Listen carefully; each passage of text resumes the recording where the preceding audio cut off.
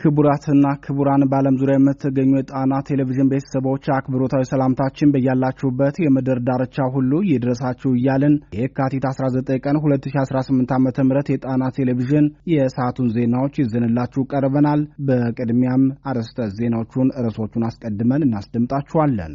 የአማራ ፋኖ ብሔራዊ ንቅናቄ የጦር ሜዳ ተጋድሎ ተጠናክሮ በመቀጠል ጎጃም ደጋዳሞት ላይ ታላቅ ድል ተቀዳጅቷል። የደጋዳሞቱ ተጋድሎ ምን ይመስል ነበር? በፋኖ ብርቱ ምት የተደናገጡት የብልጽግናው ሊቀመንበር ለባዲን ያስተላለፉት መመሪያ ምን ይላል የሚለው በዜናችን የሚደመጥ ቀዳሚው መረጃችን ነው። የፋኖ ብርቱ ክንድ የብልጽግናው ስርዓት የተደናገጠ የአየር ድብደባ በመፈጸም የራሱን ሰራዊት እንዲመታ አስገድዶታል። 2 ወር ባልሞላ ጊዜ ውስጥ በተቀነባበረ መንገድ የባዲ ሚልሻና አድማ ብተና ላይ ያነጣጠረ የድሮን ጥቃት የፈጸመው የብልጽግናው ስርዓት ዛሬ በጎንደር የፈጸመው ምንድነው የሚለውን በዜናችን እንነግራችኋለን። የብልጽግናው ሻምበል አዛዥ የሚመራውን ሰራዊት ከነሙሉ ትጥቃቸውና በቂ ተተኳሽ እንደያዙ ፋኖን ተቀላቅለዋል። የአየር ወለድ ኮማንዶ አባላቱን ፋኖን በመቀላቀል የስርዓቱን ሰራዊት እያዳከሙት ይገኛሉ። በጎንደርና በሸዋ የሆነውን ዜናችን በዝርዝር ተመልክቶታል፣ ይደመጣል።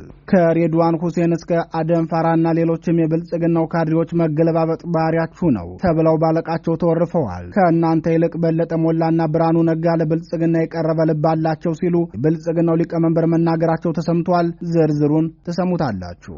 የብልጽግናው ሊቀመንበር የቁማር ካርድ በሳምንት ውስጥ ለሁለተኛ ጊዜ ተከስታለች። ወልቃይት ጠገዴ፣ ራያና ኮረምን በተመለከተ ያገኘው ተሻገር መስሪያ ቤት ያሳለፈውን የይለፍ ኮድ የአቶ ጌታቸው ረዳ ቡድን ፓተርኑን አስቀይሮታል። ይህን የብልጽግናና የህወሓት የቁማር ካርድን በተመለከተ የተሰናዳውን ዘገባ ሰዓቱ ሲደርስ እናስደምጣችኋለን። እነዚህንና ሌሎች የተመረጡ መረጃዎችን አሰባስበን ያሰናዳነው የሰዓቱ ዜናችን ወደ እናንተ መቅረብ ጀምሯል። በድጋሚ እስከ መጨረሻው አብራችሁን ቆዩ እያልን በቀጥታ ወደ ዝርዝር ዘገባው እናልፋለን።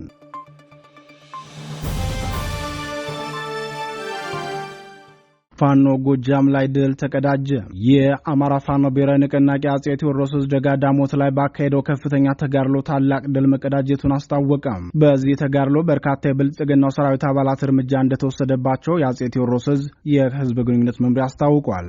የጠላት ሰራዊት ከፍተኛ ሰዋዊና ቁሳዊ ኪሳራ ደርሶበታል ሲል የገለጸው የአማራ ፋኖ ብሔራዊ ንቅናቄ አጼ ቴዎድሮስ የህዝብ ግንኙነት መምሪያ በተጋድሎው የዙ 109ኛ ኮር 99ኛ ክፍለ ጦር ብርቱ ተጋድሎ ያደረገበት ውጊያ መሆኑን ተናግሯል። በጎጃም ጠቅላይ ግዛት ዳሞት አውራጃ በትናንትናው ዕለት የተካሄደው ይህ ተጋድሎ ከደጋ ዳሞት ወረዳ ፈረስቤት ከተማ ወደ አረፋ ደብተራ ለመንቀሳቀስ ሙከራ ያደረገውን የብልጽግናውን ሰራዊት የ99ኛ ክፍለ ጦር ሻለቃ 4 የፋኖ አባላት ሰላም አምባ በተባለ ቦታ ላይ በከፈቱት መብረቃዊ ጥቃት በብልጽግናው ሰራዊት ላይ ከፍተኛ ኪሳራ ማድረስ ችለዋል። ሰዋዊና ቁሳዊ ኪሳራ የደረሰበት የብልጽግናው ሰራዊትም ከሙት የተረፈውንና ማንሳት የቻላቸውን ቁስለኛ ብቻ በመያዝ ወደ መጣበት ሊመለስ መገደዱን የአጼ ቴዎድሮስ ህዝብ ግንኙነት መምሪያ ያደረሰን መረጃ ያመላክታል። ውጊያው ከቀኑ 10 ሰዓት ጀምሮ ለተከታታይ 2 ሰዓታት በመቆየት 12 ሰዓት ላይ የተጠናቀቀ ሲሆን እንደ አካባቢው ነዋሪዎች ምስክርነት ከ12 በላይ የብልጽግና ሰራዊት እርምጃ ተወስዶበታል ብለዋል።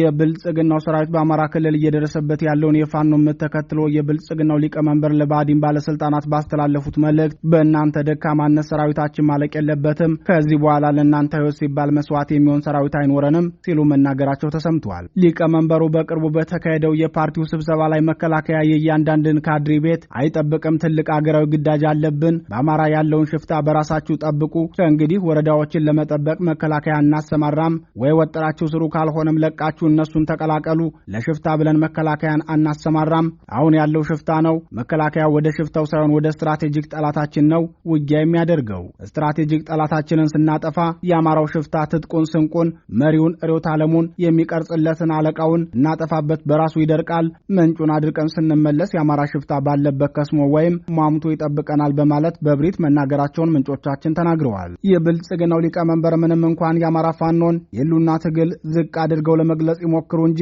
በ3 ዓመቱ ጦርነት ከፍተኛ ቁጥር ያለው ሰራዊት በፋኖ ተመቶባቸዋል። ከ10 በላይ ኮሎኔል ከስርዓቱ ኮብልለው ፋኖን የተቀላቀሉ ሲሆን ከ10 በላይ የሚሆኑት ደግሞ በፋኖ ጥይት ተመተው እርምጃ ተወስዶባቸዋል። ጄኔራሎችም የፋኖን ትግል ደግፈው ወደ ፋኖ መቀላቀላቸው ይታወሳል። መሬት ላይ ያለው ትግል ከዚህ ያለፈ ከፍተኛ ለውጦች የታዩበት እንደሆነ ቢታወቅም የብልጽግናው ሊቀመንበር ግን የፋኖን ትግል ሽፍታ ብለው በመጥራት ለማሳነስ የፈለጉበት ምክንያት ፋኖ ካደረሰባቸው ብርቱ ምት የተነሳ መሆኑን ወታደራዊ ተንታኞች ይናገራሉ።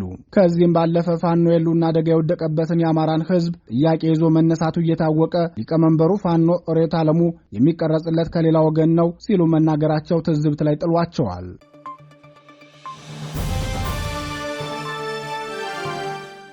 ብልጽግና የራሱን ጦር በድሮን ገደለ።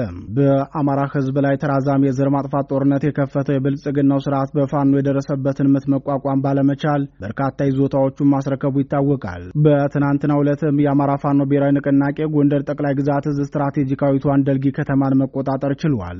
በፋኖ ተደጋጋሚ ብርቱ ምትና ፈጣን ማጥቃት ደልጊ ከተማን ለቆ የወጣው የብልጽግናው ሰራዊት ተቆርጦ የቀረውን ኃይሉን ለማስለቀቅ ባደረገው የድሮን ድብደባ የራሱን ሰራዊት መግደሉ ታውቋል። በድሮን ጥቃቱ የመከላከያ አድማ ብተናና ሚልሻ አባላት መገደላቸውን ከቦታው የደረሰን መረጃ ያመላክታል። የአማራ ፋኖ ብሔራዊ ንቅናቄ ጎንደር ጠቅላይ ግዛት እዝ ሁለት ክፍለ ጦሮች ማለትም በጌምድር ክፍለ ጦርና ዞብል ጃኖ ክፍለ ጦር የጣቁሳ ወረዳ ዋና ከተማ ደልጊን ሲቆጣጠሩ የብልጽግናው ሰራዊት ከተማዋን ለቆ መውጣቱ ይታወቃል። ሆኖም ቀሪው ኃይል መኮንታ ተብሎ በሚጠራው ቀበሌ በሚገኘው ግዙፍ ኮንክሪት ምሽግ ተቆርጦ መቅረቱን ተከትሎ ያንን ኃይል ከከበባ ለማስወጣት ነበር የብልጽግናው አየር ኃይል የድሮን ጥቃት ያደረሰው። ሆኖም በጥቃቱ የብልጽግናው ሰራዊት ሙሉ በሙሉ በራሱ የድሮን ጥቃት መመታቱን የአካባቢው ነዋሪዎች ተናግረዋል። አብዛኛው የተገደለው ኃይል አድማ ብተናና ሚልሻ መሆኑን የታዘቡ የአካባቢው ነዋሪዎች መንግስት ሆን ብሎ ሳይመታቸው አይቀርም የሚል ግምታቸውን ሰጥተዋል። ነዋሪዎቹ ለዚህ ድምዳሜ ያበቃቸው ምክንያት ሲገልጹም ከዚህ በፊት በዋግምራ ብሔረሰብ አስተዳደር ዞን የሳላ ሰየምት ሚልሻዎችን ብልጽግናው በራሱ ድሮን መግደሉን በማስታወስ ነው። በወቅቱ ያንን ሁሉ የአድማ ብተናና የሚልሻ አባላትን በድሮን የገደለ የብልጽግናው አየር ኃይል በስህተት የተፈጸመ ቀላል ጉዳት ነው በማለት ቀለል አድርጎ እንዳለፈው አይዘነጋም። በመኮንታው የድሮን ጥቃትም የብልጽግናው አየር ኃይል በቅኝትና በአስተኳሽ ስህተት ወይም ሆን ብሎ የባዕዲንን የሚልሻ አድማ ብተና አባላትን ሳይገድላቸው እንዳልቀረ ነዋሪዎች ግምታቸውን አስቀምጠዋል። የብልጽግናው መከላከያ ሰራዊት የህዝብ ግንኙነት ኃላፊ ብርጋዴር ጄኔራል ጌትነት አዳነ ድሮን ካሜራ የተገጠመለት ስለሆነ ኢላማውን ስቶ ሌላ ኃይልን አይመታም ሲሉ መናገራቸው ይታወሳል።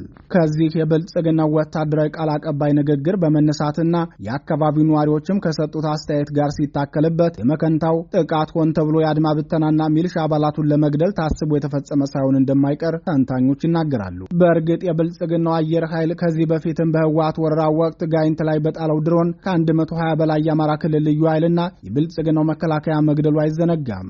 በቅርቡም በምዕራብ ጎንደር በተመሳሳይ ከ200 በላይ የራሱን ሰራዊት በድሮን መግደሉ ይታወሳል። የዛሬው የድሮን ጥቃት ከብቃት ማነስ በስህተት የተፈጸመ ይሁን ወይም ሆን ተብሎ የታሰበበት የተፈጸመ ጥቃት የሚለውን ለጊዜው መናገር ባይቻልም በሂደት የምናየው ይሆናል።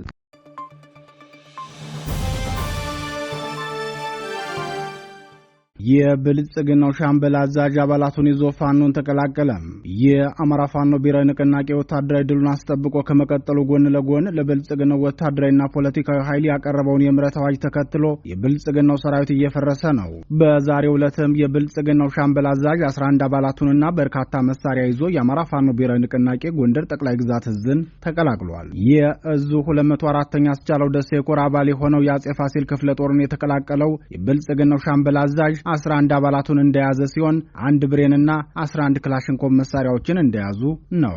የ204ኛ አስቻለው ደሴ ኮር አጼ ፋሲል ክፍለ ጦር ለጣና ቴሌቪዥን እንደገለጸው የክፍለ ጦሩ አዛዥ አርበኛ ዝናው አያናው ጋር በተደረገ ንግግር አንድ የሻምበል መሪውን ጨምሮ 11 የስርዓቱ አድማ ብተና አባላት ክፍለ ጦራችንን በሰላም ተቀላቅለዋል። አሁንም ቢሆን ለወደቀ ስርዓት እርስ በርስ ከምንገዳደል በሰላማዊ መንገድ ትግላችንና አባላችንን እንድትቀላቀሉና ትግላችንን የጋራ እንድናደርግ ወንድማዊ ጥሪ እናቀርብላችኋል ብለዋል። ይህ በእንዲህ እንዳለ የብልጽግናው ሰራዊት ከካምፕ እየጠፋ ፋኖን መቀላቀሉን አጠናክሮ መቀጠሉን የአማራ ፋኖ ብሔራዊ ንቅናቄ ሸዋ ጠቅላይ ግዛት እዝ አስታውቋል። የሸዋ ጠቅላይ ግዛት እዝ ህዝብ ግንኙነት መምሪያ ለጣና ቴሌቪዥን በላከው መረጃ ድርጅታችን አፋብን ያቀረበውን የምህረት አዋጅ ተከትሎ በርካታ የስርዓቱ ሰራዊት አባላት በሁሉም የአማራ ግዛቶች በየቀኑ እየወጡ የአማራን ህዝብ የሉና ትግል እየተቀላቀሉ ይገኛሉ ሲል የገለጸ ሲሆን የብልጽግናው 112ኛ አየር ወለድ ኮማንዶ አባላቱ ፋኖን መቀላቀላቸውንም አስታውቋል። በሸዋ ጠቅላይ ግዛት ደብረሲና ከተማና ጣርማበር ከተማ በሚገኘው የብልጽግናው ሰራዊት ካምፕ በመውጣት የአማራ ፋኖ ብሔራዊ ንቅናቄ ሸዋ ጠቅላይ ግዛት እዝን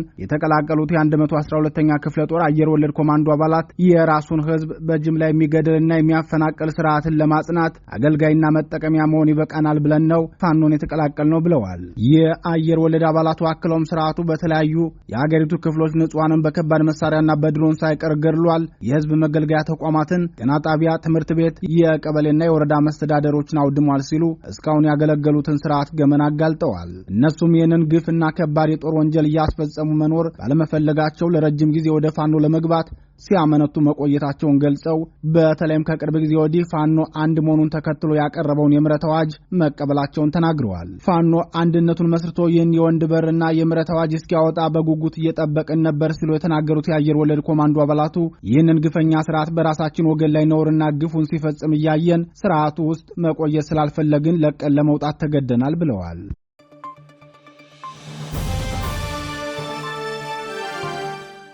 መገለባበጥን ባህል አድርጋችኋል። አብይ የብልጽግናው ሊቀመንበር በቅርቡ ባካሄዱት የብልጽግና ማዕከላዊ ኮሚቴ ስብሰባ ላይ በርካታ ማሳሰቢያዎችንና ዛቻዎችን ያስተላለፉ ሲሆን በተለይም ለካቢኔና ለካድሬዎቻቸው ባስተላለፉት መልእክታቸው መገለባበጥን ባህል ያደረገ አመራር ብዙ ነው። ምን እንደምታደርጉና የኃይል ሚዛን ቢቀየር ወዴት እንደምትገለበጡ አውቃችኋለሁ። ምክንያቱም ትናንትም ምን እንደነበራችሁ ስለማውቅ በማለት የተናገሩት ይገኝበታል። ለተከታታይ 2 ቀናት በአዲስ አበባ ተካሂዶ በነበረው ብልጽግናው ስብሰባ ላይ ሊቀመንበሩ ባስተላለፉት መልእክት እኛ ካቢኔ አባላትና ከአመራሩ ይልቅ ብርሃኑ ነጋና በለጠ ሞላ ይሻሉናል። እነሱን መያዛችን ያስገኘልን ውጤት ከፍተኛ ነው። የኛዎቹ ግን አድርባይና እንደ ጥላ ሰዓት አይታችሁ የምትቀያየሩ ናችሁ በማለት ማሸማቀቃቸውን ምንጮቻችን ተናግረዋል። የብልጽግናው ሊቀመንበር ካድሬዎቻቸውን ባሸማቀቁበት ንግግራቸው እያንዳንዱ አመራር ምን እንደምታደርግ አውቃለሁ። ሁሉም የምታወራው ሪከርድ እጄ ላይ ነው። ስልክ ጥላችሁ ራቅ ብላችሁ ብታወሩም ሁላችሁንም የምታደርጉትን እናውቃለን። አድፍጣችሁ በሁለት ታርጋ የምትጫወቱ ተጠንቀቁ። እንደለመዳችሁት ሌላ ኃይል ሲመጣም ከሚመጣው ጋር ተመሳስላችሁ ለመቀጠል ያሰባችሁ ሰዎች ሁላችሁንም አውቃችኋለሁ። ብታስቡበት ይሻላል። ወይኛን ወይ ጽንፈኛውን ምረጡ። በሁለት ካርዳ አትጫወቱ ማለታቸውን ምንጮቻችን ገልጸዋል። በዚህ ጉዳይ ማብራሪያ የሰጡት የጣና ቴሌቪዥን ወታደራዊ ምንጮች የጠቅላይ ሚኒስትሩን ንግግር አልሰማሁትም፣ ነገር ግን እንዳላችሁት ተናግረው ከሆነ በአንድ ወቅት ኮሎኔል መንግስቱ ኃይለማርያም ሹሞቻቸውን ሰብስበው ከተናገሩት ጋር የሚመሳሰል ሆኖ አግኝቼዋለሁ ሲሉ ይናገራሉ። ኮሎኔል መንግስቱ ኃይለማርያም በስልጣናቸው መጨረሻዎቹ ወቅቶች የኢሰፓ ማዕከላዊ ኮሚቴ አባላትን በደርግ ጽሕፈት ቤት ሰብስበው የተናገሩት እያንዳንዳችሁ ያላችሁን ቤት አይነቱን፣ ስታንዳርዱን፣ ዋጋውን፣ ከባንክ የምትወስዱትን፣ የምትኖሩትን ህይወት፣ የምትሄዱበትን መኪናና የምታመሹበትን ይህ ህዝብ ብታምኑም ባታምኑም በሚገባ ያውቃል ሲሉ መናገራቸው አይዘነጋም። እያንዳንዳችሁ ያላችሁን ቤት አይነቱን፣ ስታንዳርዱን፣ ዋጋውን፣ ከባንክ የምትወስዱትን፣ የምትኖሩትን ህይወት፣ የምትሄዱበትን መኪና፣ የምትማምሹበትን የህዝብ ብታምኑም ባታምኑም በሚገባ ያውቃል። የብልጽግናው ሊቀመንበር ልክ እንደ ደርግ ኢሰፓው ሊቀመንበር ሁሉ በፓርቲያቸው ጽሕፈት ቤት መሰብሰቢያ አዳራሽ ካድሬዎቻቸውን ሰብስበው መዝለፋቸው የሁለቱ መሪዎችን የመንፈስና የባህሪ ዝምድና የሚመሳሰል መሆኑን ተንታኙ ገልጸዋል። ብልጽግና ማዕከላዊ ኮሚቴ አባላት ውስጥ ከሚሳተፉት የፓርላማው ሹሞች መካከል ከ7 ዓመት በፊት ከህወሓት ውጭ ወደ ውጭ ይሉ የነበሩ ግለሰቦች ሲሆኑ አሁን ደግሞ እንደ ህወሓት አይነት የህዝባችን ጠላት የለም ብለው የመጡ ናቸው። ህወሓት ጦርነቱን ከፍቶ ወረራ ባካሄደበት ወቅት የብልጽግናው ሊቀመንበር ተከትለው ህወሓትን ሲያወግዙ የነበሩ አልፎም መገንጠል ይችላሉ ብለው ሲናገሩ የነበሩ የብልጽግናው ካድሬዎች ከፕሪቶሪያው የእርቅ ጉባኤ በኋላ ለህወሓት ያላቸውን ተቆርቋሪነት ለማሳየት የቀደማቸው አልነበረም። የፓርቲው ሊቀመንበር፣ የሰራዊቱ ጠቅላይ አዛዥ፣ የሚኒስተሮች ምክር ቤት ሰብሳቢ፣ የሀገሪቱ ጠቅላይ ሚኒስተር፣ የጸረ ሙስና ኮሚሽን የበላይ አዛዥና ሌሎች በርካታ ስልጣኖችን ደራርበው የያዙት የብልጽግናው ሊቀመንበር የፖለቲካ አቋማቸውን በቀያየሩ ቁጥር ካድሬዎቻቸውም ከእሳቸው ጋር ሲገለባበጡ አይተዋቸዋል። እንደ አቶ ሬድዋን ሁሴን አይነት አንዳንዶቹ ደግሞ በተቃዋሚ ፓርቲነት ተመዝግበው ከቆዩ በኋላ ፓርላማ ገብተው ኢህአዴግን የግል አዳኛቸው አድርገው የተቀበሉም ይገኙበታል። የብልጽግናው ሊቀመንበር የካድሬዎቻቸውን መገለባበጥ በሚገባ ከተረዱ በኋላ ነገም በኔ ላይ ምላሳቸውን እያወጡ ተረከዛቸውን ከማንሳት አይመለሱም ሲሉ በአደባባይ ለማሸማቀቅ አስበው ይህን መልእክት መናገራቸውን የጣና ቴሌቪዥን ፖለቲካ ተንታኞች ይናገራሉ።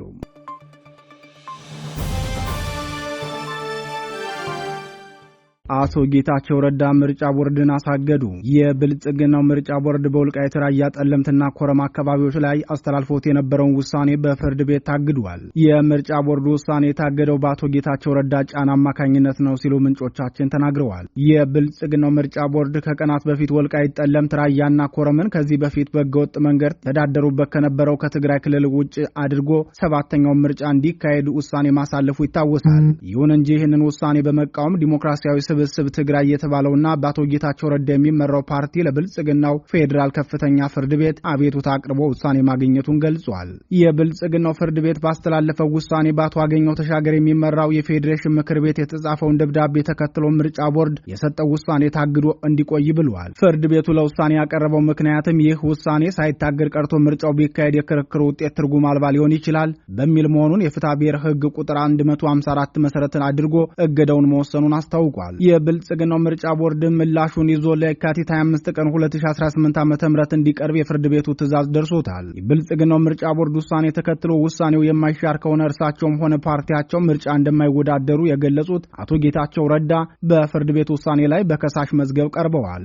አቶ ጌታቸው ከቀናት በፊት ምርጫውን እስካለመወዳደር የሚደርስ ውሳኔ እንደሚያሳልፉ በገለጹበት የተቃውሞ መግለጫቸው ሕግ አልባና ዳንኪረኛ ነው ሲሉ በመግለጫ መኮንናቸው አይዘነጋም። ይህን ተከትሎ አስተያየታቸው ለጣና ቴሌቪዥን የሰጡት የፖለቲካ ተንታኞች ፍርድ ቤቱ እግዱን ያወጣው በሕዝብ ላይ ማደናገሪያ አጀንዳዎችን እየወረወረ ስልጣን ላይ ለመቆየት በሚሰራው በብልጽግናው ሊቀመንበር ትዕዛዝ እንጂ በፖለቲካ ፓርቲዎች ጫና እንዳልሆነ ይናገራሉ። የአማራ ርስቶች ዕጣ ፈንታ ጉዳዩን ይበልጥ ውስብስብ የሚያደርገው ከዚህ ቀደም የብልጽግናው ፓርቲ ሊቀመንበር በሕዝብ ተወካዮች ምክር ቤት ቀርበው የሰጡት ምስክርነት ነው የሚሉት ተንታኞች ሊቀመንበሩ በወቅቱ ወልቃይት በጌምድሬ ነው በማለት የታሪክና የቦታ ባለቤትነት ምስክርነት መስጠታቸውን አስታውሰዋል። ይሁን እንጂ ይህ ምስክርነት በፓርላማ ደረጃ ቢሰጥም እስካሁን ድረስ እነዚህ የአማራ ርስቶች ዘላቂ ፖለቲካዊ ውሳኔ እንዲያገኙና ወደ ነባር ማንነታቸው እንዲመለሱ ብልጽግና ቁርጠኝነት የታየበት ስራ አልሰራም የሚሉ ቅሬታዎች በወሰንና ማንነት አስመላሽ ኮሚቴዎች በስፋት ሲነሳ የቆየ መሆኑም ተንታኞቹ ያስረዳሉ።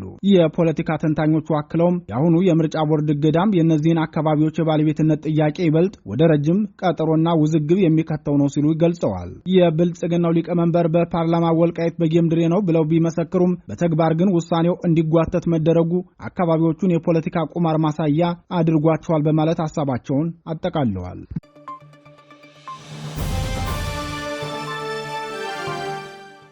ክቡራትና ክቡራን የጣና ቴሌቪዥን ደጋፊዎች የአማራ ሕዝብን ትግል ማዕከል በማድረግ ውግንናውን ለአማራ ሕዝብ ማዕከላዊ ኮዝ ዘላቂ ጥቅምና የተቆጠሩ ጥያቄዎች ያደረገው ጣና ቴሌቪዥን ትግሉ የገጠመውን የስትራቴጂክ አመራር ክፍተት እንዲሞላ ሕዝባዊ መሰረቱን አስጠብቆ እንዲቀጥል በማድረግና ሚዛናዊ የመረጃ ተደራሽነትን በጥራት በፍጥነትና በታማኝነት እያቀረበ የሚገኘውን የጣና ቴሌቪዥንን ለመደገፍ በርካቶች በምን እንደግፍ የሚል ጥያቄ ስታቀርቡልን መቆየታችሁ ይታወቃል። በመሆኑም በዜል +1 46 9866 54 44 በካሻፕ ጣና ቲቪ 2024 በፔይፓል ጣና ቴሌቪዥን 2024@gmail.com እንዲሁም በዶኔት ቦክሱ በኩል መደገፍ የምትችሉ መሆኑን ለማሳወቅ እንወዳለን። ክቡራትና ክቡራን የቀን ዜናችን የተከታተላችሁትን ይመስል ነበር። በምሽቱ የጣና ዜና ወጃችን እስከምንገናኝ በዚሁ ተሰናበትን። ጤና ይስጥልን።